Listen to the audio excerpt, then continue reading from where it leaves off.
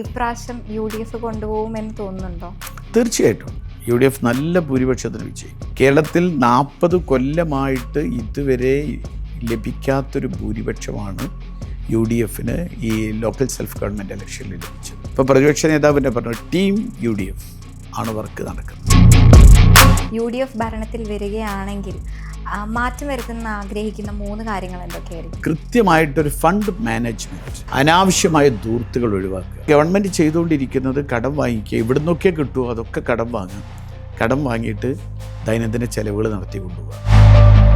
ശബരിമല അയ്യപ്പ സംഘം ഈ സർക്കാരിൻ്റെ പ്രയോറിറ്റി നിശ്ചയിച്ച പലതും കുഴപ്പമുള്ള പ്രയോറിറ്റി രൂപത്തിലാണ് അത് നിശ്ചയിച്ചിരിക്കുന്നത്. അതുപോലെ വിദേശത്തേക്ക് മലയാളി പോകുന്ന പ്രവേശന ഉത്സവം നടത്തുന്നു. നമ്മുടെ കഴിവുള്ള പ്രതിഭകൾ യുവാക്കൾ മുഴുവൻ ഇവിടുന്ന് നമുക്ക് നഷ്ടപ്പെട്ടുകൊണ്ടിരിക്കുക. നിലമ്പൂർ തിരിച്ചു പിടിക്കണം. ആര് സ്ഥാനാർത്ഥി ആര് MLA ആവുന്നു എന്നതല്ല പ്രശ്നം. നിലമ്പൂർ UDF തിരിച്ചു പിടിക്കണം. അത് പുള്ളിക്കൊരാഗ്രഹമുണ്ട്.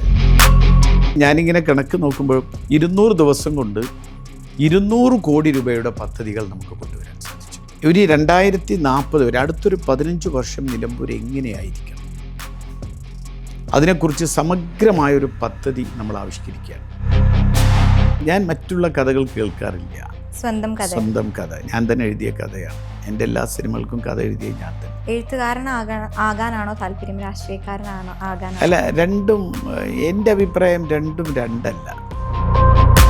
കേരളക്കാരെ ഉറ്റുനോക്കുന്ന ഒരു ഇലക്ഷൻ തന്നെയാണ് വരുന്നത്. ഇപ്രാവശ്യം UDF കൊണ്ടുപോകുമെന്ന് തോന്നുന്നുണ്ടോ? തീർച്ചയായിട്ടും UDF നല്ല ഭൂരിപക്ഷത്തിന് വിജയിക്കും. അതിനി ഇതിനേക്കാളും വലിയ സൈൻ നമുക്ക് കിട്ടാൻ വേറെ ഇല്ലല്ലോ. കാരണം ഈ കഴിഞ്ഞ കുറച്ച് ഒരു 4-5 വർഷക്കാലമായിട്ട് നടക്കുന്ന എല്ലാ തെരഞ്ഞെടുപ്പുകളും, ഉപതെരഞ്ഞെടുപ്പുകൾ തന്നെ നോക്കിയാൽ അറിയാം നിങ്ങൾക്ക്. ഫസ്റ്റ് PT തോമസ് പിന്നെ വിയോഗത്തിന് ശേഷം ഉണ്ടായ തെരഞ്ഞെടുപ്പ് 25,000 ചില്ലാന വോട്ടിനാണ് അവിടെ നമ്മൾ ആ മണ്ഡലം നിലനിർത്തിയത്. PT തോമസിന് കിട്ടിയതിനേക്കാൾ ഇരട്ടി ഭൂരിപക്ഷം. അത് കഴിഞ്ഞ് വന്ന പുതുപ്പള്ളി ഇലക്ഷനിൽ ഉമ്മൻചാണ്ടി സാറിന് കിട്ടിയതിൻ്റെ 3 ഇരട്ടി ഭൂരിപക്ഷത്തിനാണ്, 36,000 ചില്ലാന വോട്ടിൻ്റെ ഭൂരിപക്ഷത്തിനാണ് നമ്മൾ പുതുപ്പള്ളി നിലനിർത്തിയത്. അത് കഴിഞ്ഞ് വന്ന പാലക്കാട് ഇലക്ഷനിൽ 3000 വോട്ടിനാണ് ഷാഫി ജയിച്ചതെങ്കിൽ പിന്നീട് നമ്മൾ ആ മണ്ഡലം ജയിക്കുന്നത് 17,000 ചില്ലാന വോട്ടിൻ്റെ ഭൂരിപക്ഷത്തിനാണ്. നിലമ്പൂർ 2000 ചില്ലാന വോട്ടിന് കഴിഞ്ഞ 2021 പരാജയപ്പെട്ട മണ്ഡലമാണ്. 2016 11,000 ചില്ലാന വോട്ടിന് പരാജയപ്പെട്ട മണ്ഡലമാണ്. ഈ മണ്ഡലം നമ്മൾ തിരിച്ചു പിടിച്ചത് അതേ 11,000 ചില്ലാന വോട്ടിന് നമ്മൾ തിരിച്ചു പിടിച്ചു. അത് കഴിഞ്ഞ് അതിന് മുൻപ് വന്ന പാർലമെൻറ്റ് ഇലക്ഷൻ ഒരു സീറ്റ് ഒഴികെ മുഴുവൻ UDF ജയിച്ചു. ഇപ്പോൾ റീസെൻ്റ്ലി വന്ന 2 മാസം മുൻപ് വന്ന പഞ്ചായത്ത് ഇലക്ഷൻ കേരളത്തിൽ 40 കൊല്ലമായിട്ട് ഇതുവരെ ലഭിക്കാത്തൊരു ഭൂരിപക്ഷമാണ് UDFന് ഈ ലോക്കൽ സെൽഫ് ഗവൺമെൻറ് ഇലക്ഷനിൽ ലഭിച്ചത്. ഇനി എന്താ വേറെ ജനങ്ങളുടെ മനസ്സെങ്ങനെ ഇരിക്കുന്നു എന്നറിയാൻ ഇനി വേറെ എന്ത് സർവേ വേണ്ടത്? UDF ഭരണത്തിലേക്ക് വരുവാണെങ്കിൽ ആരായിരിക്കും അടുത്ത CM? അല്ല, CM ആവാൻ കോൺഗ്രസിനെ സംബന്ധിച്ചിടത്തോളം നേതാക്കളുടെ ഒരു ദാരിദ്ര്യമില്ലാത്ത പാർട്ടിയാണ്. അതുകൊണ്ടാണ് നമുക്ക് ആ ഒരു കൺഫ്യൂഷനൊന്നുമില്ല. നല്ലൊരു നേതാവ് CM ആവും. എല്ലാവരും CM ആകാൻ പറ്റിയ 3-4 നേതാക്കന്മാർ നമുക്കുണ്ട്. അതിൽ കൺഫ്യൂഷനൊന്നും ഉണ്ടാവില്ല. അല്ല, അത് പാർട്ടി തീരുമാനിക്കുന്നതനുസരിച്ചാണല്ലോ. പാർട്ടി തീരുമാനിക്കുന്നത് എങ്ങനെയാണ് നമുക്ക് ഇപ്പോൾ പറയാൻ പറ്റുക? അല്ല, അങ്ങനെയില്ല. അങ്ങനെ നമുക്ക് ഉള്ളിലെ തോന്നൽ പുറത്ത് പറയാൻ പറ്റുമോ? പുറത്ത് തോന്നലല്ലേ നമുക്ക് പുറത്ത് പറയാൻ പറ്റുള്ളൂ. അതല്ല, അത് പാർട്ടി തീരുമാനിക്കും. എന്തായാലും പാർട്ടി തീരുമാനിക്കും. ആ തീരുമാനത്തെ എല്ലാവരും അംഗീകരിക്കും. കാരണം ഇത് ഇപ്പോൾ ഒരു ടീമാണ് വർക്ക് നടക്കുന്നത്. ഇപ്പോൾ പ്രതിപക്ഷ നേതാവിൻ്റെ പറഞ്ഞു ടീം UDF ആണ് വർക്ക് നടക്കുന്നത്. ആ വർക്ക് വളരെ കാര്യക്ഷമമായി മുന്നോട്ട് പോകുന്നു.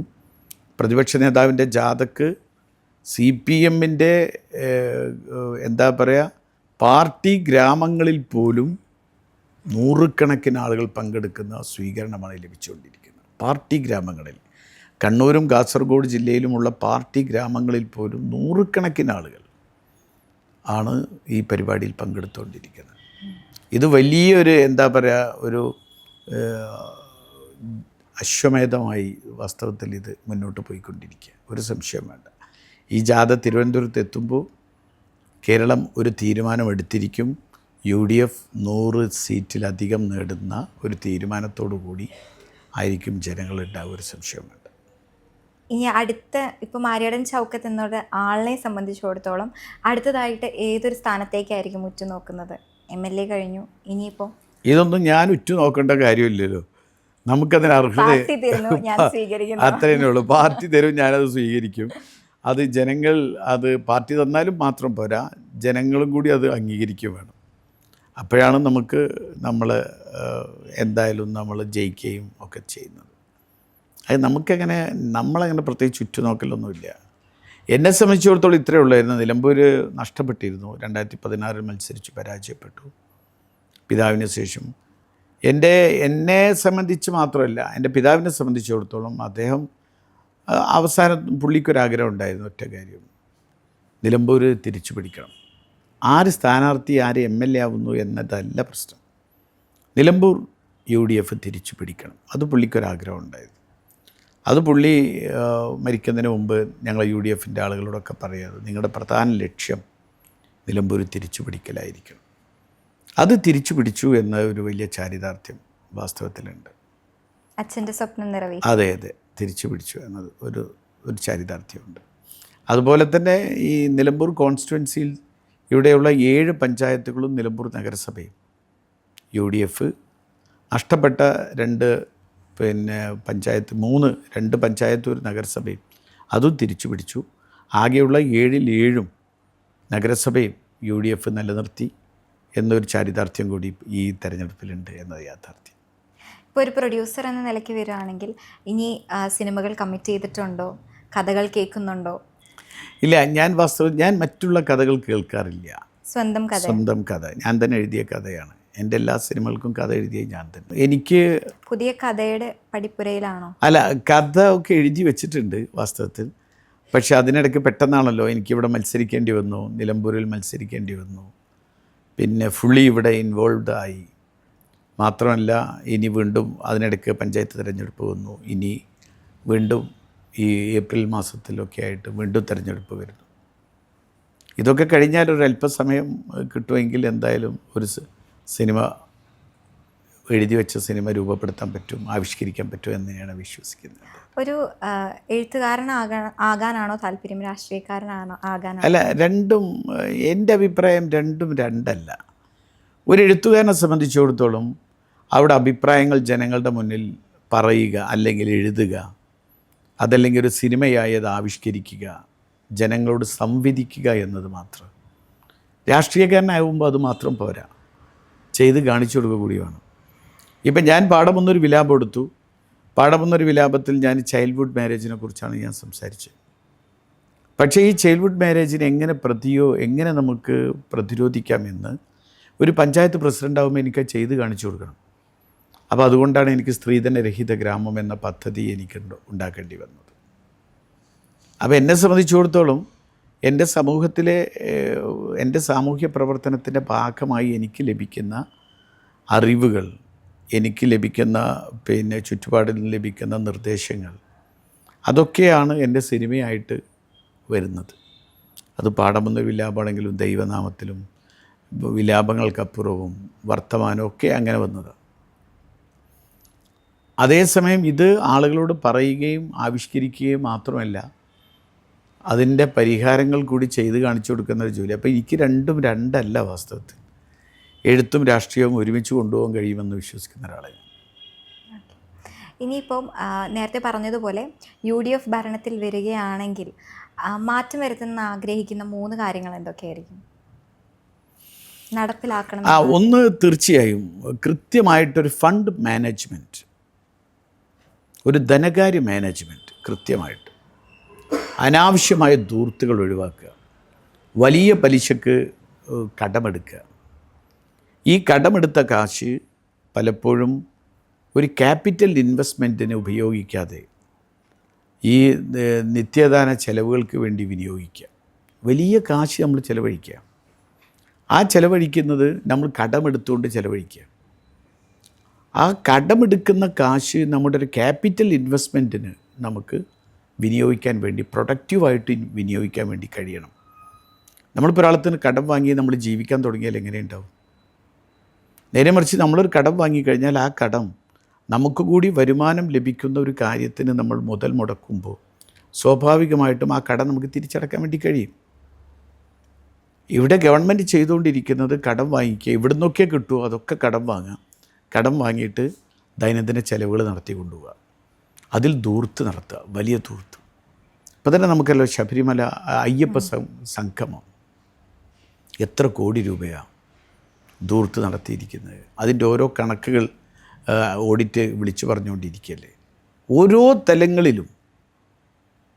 അതേസമയം തന്നെ ഇവിടെ ക്യാപിറ്റൽ ഇൻവെസ്റ്റ്മെൻറ്റിന് പലതും കാശ് കൊടുക്കാനില്ല, SC/ST വിഭാഗത്തിൻ്റെ ഗ്രാൻറ്റ് കൊടുക്കാനില്ല, ഈ പറഞ്ഞ ആശമാരുടെ ഇവരെ ശമ്പളം വർദ്ധിപ്പിക്കുമ്പോൾ കൊടുക്കാനില്ല, പെൻഷൻ, അങ്ങനെയുള്ള കുറേ അത്യന്താപേക്ഷിതമായ ഈ സർക്കാരിൻ്റെ പ്രയോറിറ്റി നിശ്ചയിച്ചത് ഏറ്റവും കുഴപ്പത്തിലാണ്. ഏതിനൊക്കെയാണ് നമ്മൾ പ്രയോറിറ്റി, മുൻഗണന ഏതിനൊക്കെ കൊടുക്കണം, അതിൽ നമുക്ക് കൃത്യമായൊരു കാഴ്ചപ്പാട് നമുക്കുണ്ടാവണം. ഈ സർക്കാരിൻ്റെ പ്രയോറിറ്റി നിശ്ചയിച്ച പലതും കുഴപ്പമുള്ള പ്രയോറിറ്റി രൂപത്തിലാണ് അത് നിശ്ചയിച്ചിരിക്കുന്നത്. ഒന്ന്, ധനകാര്യ മാനേജ്മെൻറ്റ് കൃത്യമായിട്ട് കൈകാര്യം ചെയ്യണം. 2, അതേപോലെ തന്നെ ആരോഗ്യ വിദ്യാഭ്യാസ രംഗത്ത് വലിയ പ്രശ്നങ്ങൾ നടന്നുകൊണ്ടിരിക്കുകയാണ്. കാരണം നമ്മുടെ യുവാക്കൾ മുഴുവൻ അരക്ഷിതരായിരിക്കുക. അവർ എങ്ങനെയെങ്കിലും നാട് വിട്ടുപോകാൻ വേണ്ടി ശ്രമിക്കുകയാണ്. ഒരു സാന്റാ മോണിക്ക എന്ന് പറയുന്ന ഒരു ട്രാവൽസ് തന്നെ നിങ്ങൾക്കറിയാലോ, ഒരു വർഷം 30,000 പേരെയൊക്കെയാണ് ഒരുമിച്ച് കൊണ്ടുപോകുന്നത്. എന്നിട്ട് പത്രത്തിൽ തന്നെ വിദേശ പ്രവേശനോത്സവം, നമ്മുടെ നാട്ടിൽ സ്കൂളിൽ പ്രവേശനോത്സവം നടക്കാറുണ്ട്, അതുപോലെ വിദേശത്തേക്ക് മലയാളി പോകുന്ന പ്രവേശനോത്സവം നടത്തുന്നു. ഒന്ന് ആലോചിച്ച് നോക്കിയാൽ നമ്മുടെ കഴിവുള്ള പ്രതിഭകൾ യുവാക്കൾ മുഴുവൻ ഇവിടുന്ന് നമുക്ക് നഷ്ടപ്പെട്ടുകൊണ്ടിരിക്കുക. അവരിവിടെ പിടിച്ചു നിർത്താൻ, അവർക്ക് തൊഴിൽ നൽകാൻ എന്ത് ചെയ്യാൻ കഴിയും എന്നതാണ് നമ്മൾ ആലോചിക്കേണ്ട പ്രധാനമായിട്ട്. അതുപോലെ തന്നെ നമുക്കറിയാം, നമ്മുടെ 600 കിലോമീറ്റർ ദൂരം നമുക്ക് എന്തുണ്ട്, തീരദേശമുണ്ട്, കോസ്റ്റൽ ഏരിയ. കൃത്യമായി നമുക്കത് ഉപയോഗിക്കാൻ കഴിയുന്നില്ല. ഗോവ എന്ന് പറയുന്ന ഒരു സംസ്ഥാനമാകെ 42 ബീച്ച് ഉപയോഗിച്ചാണ് കഴിയുന്നത്. നമുക്ക് ഇവിടെ പിൽഗ്രിമേജ് ടൂറിസം, നമുക്ക് 2.5 കോടി ജനങ്ങൾ വരുന്ന ശബരിമലയുണ്ട്, ശ്രീപത്മനാഭ സ്വാമി ടെമ്പിളുണ്ട്, ഗുരുവായൂരുണ്ട്. എത്ര ആളുകൾ എത്ര സംസ്ഥാനങ്ങളിൽ നിന്ന് ഇവിടെ വരുന്നുണ്ട്. അതുപോലെ തന്നെ ഹെൽത്ത് ടൂറിസം, ചികിത്സയ്ക്ക് വേണ്ടി എത്രയോ ആളുകൾ ഇവിടെ വരുന്നുണ്ട്. പക്ഷേ നമുക്ക് ഇതിനെയൊന്നും വിപുലപ്പെടുത്താനോ ഇതിനെയൊന്നും പരമാവധി നമുക്ക് വ്യാപിപ്പിക്കാനോ അതിനെയൊക്കെ ഒരു വരുമാന മാർഗവുമായി കണക്ട് ചെയ്യാനോ പലപ്പോഴും നമുക്ക് സാധിക്കുന്നില്ല എന്നതായ യാഥാർത്ഥ്യം. നമ്മുടെ ബാക്ക് വാട്ടർ, ഇതുപോലെ പ്രകൃതി കനിഞ്ഞ് നൽകിയ ബാക്ക് വാട്ടർ മറ്റേത് സംസ്ഥാനത്താണുള്ള ബാക്ക് വാട്ടർ, ഇതുപോലെ നീണ്ടു നിവർന്ന് കിടക്കുന്ന കായൽ തീരങ്ങൾ. അപ്പോൾ ഇങ്ങനെ കുറേ സാധ്യതകൾ കേരളത്തെ വാസ്തവത്തിൽ നമുക്ക്, കേരളമെന്ന് പറയുന്ന ഈ ഒരു കൊച്ചു സംസ്ഥാനത്ത് കായലും കടലും ഈ സമതീരവും അതേപോലെ തന്നെ ഹൈ റേഞ്ചും ഒക്കെയുള്ള ഒരു സംസ്ഥാനമാണ് കേരളം. കൊച്ചു സംസ്ഥാനം, നല്ല എഡ്യൂക്കേഷനുള്ള സംസ്ഥാനം, നല്ല സാങ്കേതിക വിദ്യ അറിയുന്ന ആളുകളുള്ള സംസ്ഥാനം, അതേപോലെ നല്ല ക്രിയാശേഷിയുള്ള ആളുകൾ, ഇങ്ങനെയൊക്കെയുള്ള വിഭവങ്ങൾ നമ്മുടെ നാട്ടിലുണ്ട്. ഈ വിഭവങ്ങളെ ഒന്നും ഈ നാടിന് വേണ്ടി കൃത്യമായി ഉപയോഗിക്കാൻ ഈ സർക്കാരിന് സാധിക്കുന്നില്ല എന്നതാണ് യാഥാർത്ഥ്യം. അതിലൊക്കെ ഒരു വലിയ മാറ്റം ഉണ്ടാവണം. ഇപ്പോൾ സാർ അധികാരത്തിലേക്ക് വന്നിട്ട് 8 മാസമേ ആവുന്നുള്ളൂ. വീണ്ടും ഒരു ഇലക്ഷനെ നേരിടാൻ പോവാണ്. അപ്പോൾ ഈ ഒരു 8 മാസം കൊണ്ട് ജനങ്ങൾ തിരഞ്ഞെടുത്തത് ഒരു നല്ല നേതാവാണ് എന്ന് ജനങ്ങൾക്ക് തെളിയിച്ചു കൊടുക്കാൻ ടൈം കിട്ടിയിട്ടുണ്ടോ? ടൈം വളരെ പരിമിതമാണ് എനിക്ക് കിട്ടിയത്. 8 മാസം കൊണ്ട് ഒരു MLAക്ക്, അതും പ്രതിപക്ഷത്തിരിക്കുന്ന ഒരു MLAക്ക് എന്തൊക്കെയാണ് ചെയ്യാൻ കഴിയുക എന്നുള്ളത് നമുക്ക് ആലോചിച്ചാൽ. എങ്കിലും ഞാൻ പ്രധാനമായും ഫോക്കസ് ചെയ്തത് എൻ്റെ പിതാവ് കൊണ്ടുവന്ന കുറേ പദ്ധതികളുണ്ട് നിലമ്പൂർ.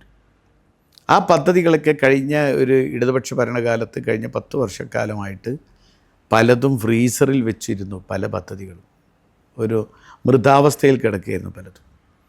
അത് ഓരോന്നോരോന്നായി നമ്മൾ പെറുക്കിയെടുത്ത് ഓരോന്നിനെ നമ്മൾ ജീവൻ വെപ്പിച്ച് പുനരാവിഷ്കരിക്കാൻ സാധിച്ചു എന്നതാണ് എനിക്ക് ഏറ്റവും ചെയ്യാൻ കഴിഞ്ഞിട്ടുള്ളത്.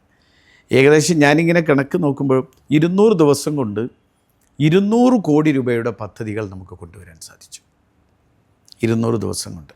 നിലമ്പൂരിൻ്റെ ബൈപ്പാസ് ഏറെക്കാലം മുടങ്ങിക്കിടന്നതായിരുന്നു, അത് പുറത്തെടുക്കാൻ സാധിച്ചു. നിലമ്പൂരിലെ ജില്ലാ ആശുപത്രിയുടെ പ്രവർത്തനം, നിലമ്പൂരിലെ ഗവൺമെൻറ് കോളേജ്, അതേപോലെ എടക്കരയിലെ ബൈപ്പാസ്, അങ്ങനെയൊക്കെ തുടങ്ങിയ കുറേ പദ്ധതികൾ നമുക്ക് ഈ 200 ദിവസം കൊണ്ട് 200 കോടി രൂപയുടെ പദ്ധതികൾ നമുക്ക് പുറത്തെടുത്ത് കൊണ്ടുവരാൻ സാധിച്ചു. അതിൽ കുറേ പുതിയ പദ്ധതികളുണ്ട്, പഴയ പദ്ധതികൾ പുനരാവിഷ്കരിച്ചു കൊണ്ടുവന്ന പദ്ധതികളും ചേർത്തുകൊണ്ട്. പക്ഷേ ഇതിനെ എല്ലാവരും എന്നെ പിന്തുണച്ചു എന്നുള്ളതാണ് എനിക്ക് തോന്നിയിട്ടുള്ളത് കേട്ടോ. എല്ലാവരുടെയും സഹായം ഈ കാര്യത്തിൽ ഉണ്ടായിട്ടുണ്ട്. എപ്പോഴും ഞാനിവിടെ നിലമ്പൂരിൽ ഒരു വികാസ് വിഷൻ 2040, ഒരു 2040 വരെ അടുത്തൊരു 15 വർഷം നിലമ്പൂർ എങ്ങനെയായിരിക്കണം, അതിനെക്കുറിച്ച് സമഗ്രമായൊരു പദ്ധതി നമ്മൾ ആവിഷ്കരിക്കുകയാണ്. അതിനു വേണ്ടിയുള്ളൊരു വലിയ ശ്രമമാണ് നടത്തിക്കൊണ്ടിരിക്കുന്നത്. ഇപ്പോൾ എങ്ങനെയാണെന്ന് വെച്ചാൽ, നമ്മളിപ്പോൾ ഒരു കല്യാണ വീട്ടിലോ മരിച്ച വീട്ടിലൊക്കെ ചെല്ലുമ്പോഴായിരിക്കും ഓരോരുത്തർ നമ്മളോട് പറയുന്നത്, MLA എനിക്ക് റോഡ്, എൻ്റെ വീട്ടിലേക്ക് പോകുന്ന റോഡൊന്ന് ശരിയാക്കി തരണം കേട്ടോ. ആ നോക്കട്ടെ എന്ന് പറയും. നമ്മൾ ചിലപ്പോൾ അത് ഓർത്തിരിക്കും, ചിലപ്പോൾ എഴുതി വയ്ക്കും, ചിലപ്പോൾ ഓർത്തിരിക്കില്ല. അത് കഴിഞ്ഞ് അടുത്ത മരണത്തിനോ കല്യാണത്തിനോ അദ്ദേഹത്തെ കാണുമ്പോഴായിരിക്കും അദ്ദേഹം നമ്മോട് പറയാം, എൻ്റെ റോഡ് കിട്ടിയില്ല കേട്ടോ, പരാതിയായിരിക്കും പിന്നെ ഇവിടുത്തെ പറയുന്നത്. പക്ഷേ വാസ്തവത്തിലൊരു വികസനം വരേണ്ടത് അങ്ങനെയല്ലല്ലോ. നമ്മുടെ അടുത്തൊരു പരാതി പറയുന്നത് കൊണ്ട് മാത്രമല്ലല്ലോ, നമ്മൾ കണ്ടെത്തണം എവിടെ എന്തൊക്കെയാണ് ഇന്ന് നിലവിലുള്ള അവസ്ഥ എന്ത്. എൻ്റെ നിയോജക മണ്ഡലത്തിൻ്റെ നിലവിലുള്ള അവസ്ഥ, എൻ്റെ നിയോജക മണ്ഡലത്തിൽ ആ ജനങ്ങളുടെ ആവശ്യങ്ങൾ എന്താണ്, ഇപ്പോഴുള്ള അവസ്ഥയും അവരുടെ നീഡും. അപ്പോൾ ഇത് തമ്മിലുള്ള ഗ്യാപ്പ്, ആവശ്യങ്ങളും നിലവിലുള്ള അവസ്ഥയും ഇപ്പോഴത്തെ സ്റ്റാറ്റസും, ഇത് തമ്മിലുള്ള ഗ്യാപ്പ് ഫില്ല് ചെയ്യാനുള്ള ഒരു വലിയ പരിശ്രമമാണ് നടത്തിക്കൊണ്ടിരിക്കുന്നത്. അത് പെട്ടെന്ന് ഫില്ല് ചെയ്യാൻ കഴിയില്ല, പക്ഷേ ഒരു 10 വർഷം, ഒരു 15 വർഷം നിലമ്പൂർ എങ്ങനെ.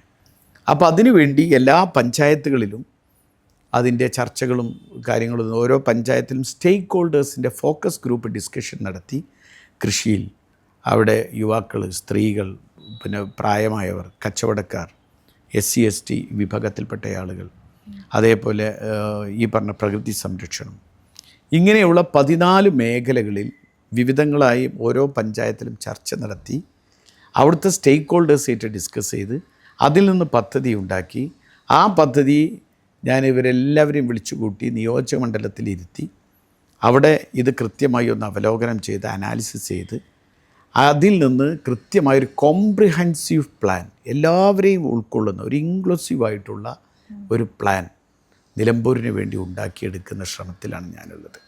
അതിൻ്റെ 1-2 ഘട്ട ചർച്ചകൾ കഴിഞ്ഞു.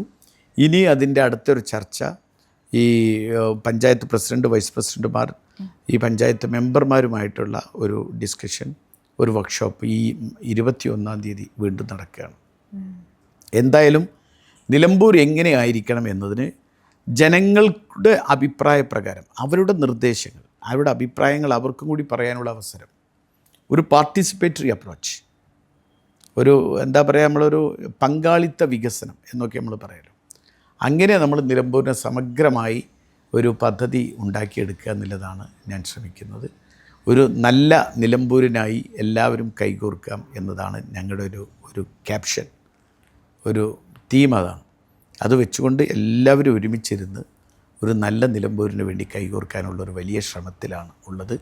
8 മാസം വളരെ വളരെ പരിമിതമാണ്. 5 വർഷമാണ് സാധാരണ ഒരു MLAക്ക് ലഭിക്കുക. അതിൻ്റെ പിന്നെ എന്താ പറയുക, അതിൻ്റെ ഒരു 5-1 പോലും സമയം നമുക്ക് ലഭിച്ചിട്ടില്ല. എങ്കിലും കിട്ടിയ സമയം പരമാവധി ഉപയോഗപ്പെടുത്താൻ വേണ്ടി ഞാൻ ശ്രമിച്ചിട്ടുണ്ട്. അതാണല്ലോ വേണ്ടത്. തീർച്ചയായിട്ടും. അപ്പോൾ എല്ലാവിധ വിജയാശംസകളും നേരുന്നു സാറിനും UDFനും. അപ്പോൾ താങ്ക് യു സോ മച്ച്. എല്ലാവിധ തിരക്കുകളും മാറ്റിവെച്ച് നമ്മുടെ പ്രേക്ഷകർക്ക് വേണ്ടി വന്നതിന് thank you so much. Thank you Anna. Thank you. ഇത്രയും നേരം ഞങ്ങൾ രണ്ടുപേരെയും കേട്ടുകൊണ്ടിരുന്നതിന് B4 Please പ്രേക്ഷകർക്ക് ഒരുപാട് നന്ദി. Thank you.